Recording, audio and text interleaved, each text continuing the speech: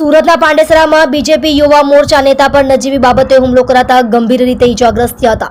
5 હુમલાખોરોએ 2 મહિલા સહિત 4 લોકોને તલવારના ઘા ઝીંક્યા હોવાના સીસીટીવી ફૂટેજ સોશિયલ મીડિયામાં વાયરલ થયા છે।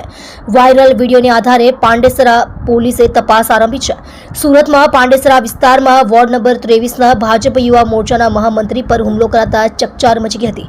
પાંડેસરામાં નજીવી બાબતે મારામારી લોહિયાળ બની હતી, જેના સીસીટીવી ફૂટેજ સામે આવ્યા છે।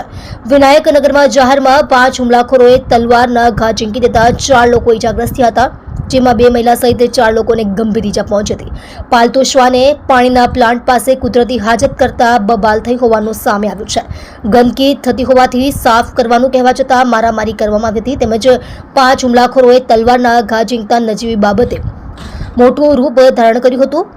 મારામારીના લાઈવ વિડીયો વાયરલ થયા છે। સીસીટીવીના વિડીયો સોશિયલ મીડિયામાં વાયરલ થતા પોલીસે તપાસ શરૂ કરી છે।